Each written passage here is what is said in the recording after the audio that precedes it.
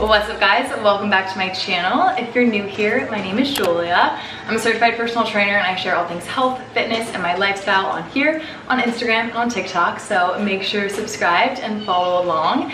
Today I'm going to be taking you guys through my leg day. It's a Monday, so that means we are working hamstrings and glutes.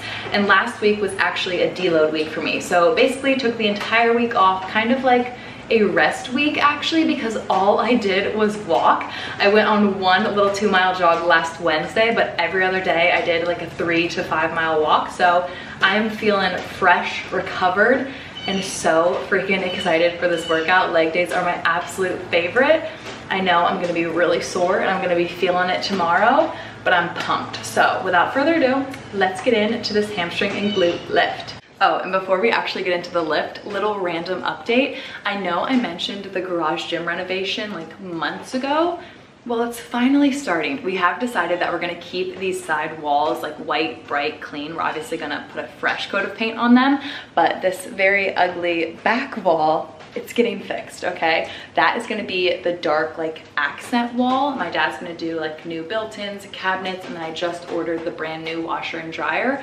They will be delivered on Friday. So very excited, beginning stages, but it's happening. And also random, but if anyone was wondering about my outfit, as always, Crazy Yoga Butterluck sports bra, Crazy Yoga dolphin line shorts, both are in the color true navy, and then my APL breezes. But I'm gonna show you guys today's workout on the app. I always upload them the night before I do them. So here is today's. You can click into it, start now. Little glute activation circuit to warm up, barbell back squats, barbell Bulgarian split squats, RDLs, and then finishing with a little superset. And just looking at this, I know I'm gonna be super sore, like I mentioned, but so freaking excited. Let's go. All right, I'm currently doing my little 5-minute warm-up walk.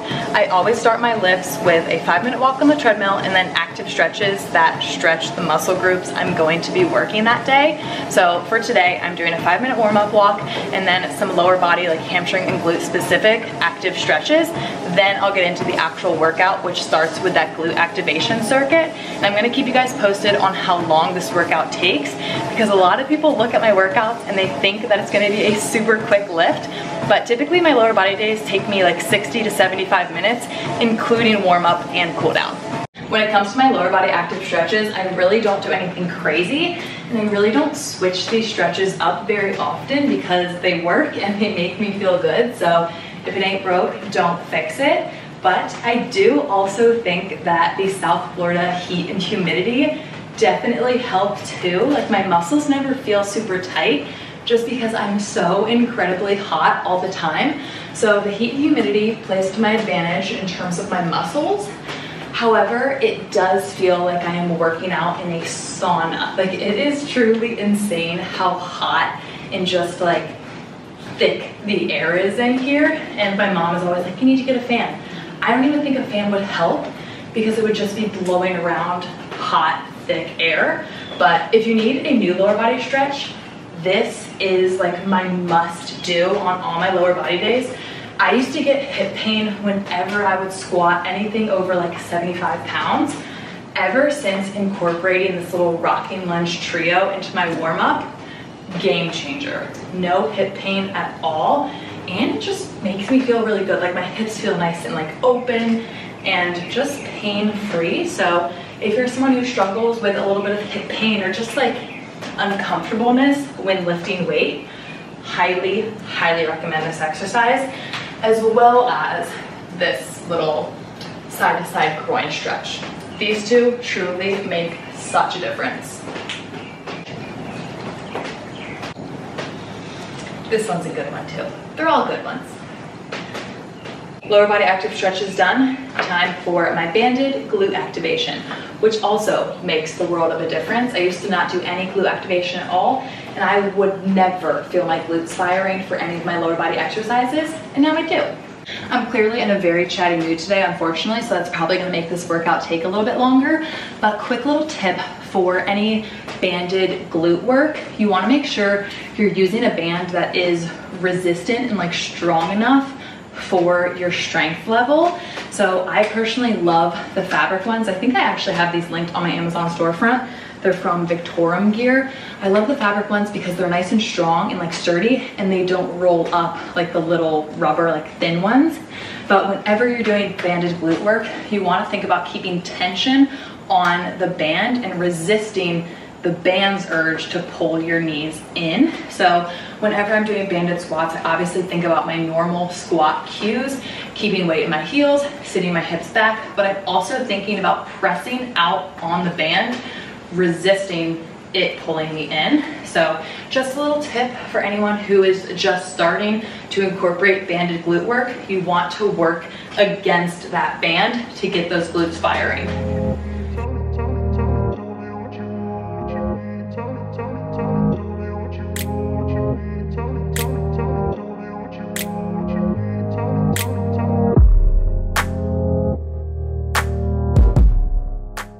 All right, warm up complete. I just got the bar set up for my barbell back squats. So now it's go time. Music is going on, chatting is stopping. Let's get into it.